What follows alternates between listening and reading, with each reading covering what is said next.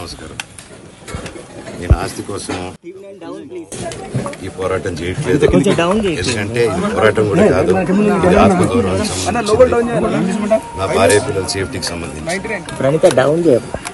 ఇది నాతో ఒక మగాడిగా తొక్కేదానికి నా 7 నెలల పాపని ఇంక్లూడ్ చేయడం, నా బిడ్డలు ఇంట్లో ఉండగానే అలా బిహేవ్ చేయడం కరెక్ట్. ఈరోజు పోలీస్ దగ్గరికి నేను వెళ్ళి ప్రొటెక్షన్ నేను మొన్న వచ్చి అడిగినప్పుడు మీకు అన్ని ఎవిడెన్స్ ఇస్తాను. ఎస్ఐ గారు ఇక్కడి నుంచి వచ్చి నేను ఇస్తాను సార్ ప్రొటెక్షన్ చూపించాను. కౌన్సిలర్లు అందరూ అక్కడ దాక్కున్నారని చూపించాను. అది కొంచెం చూసి ఓకే సార్ ధైర్యం ఉంటే మేము ఎక్కడికి వెళ్ళట్లేదని చెప్పి మాట్లాడి పారిపోయారు.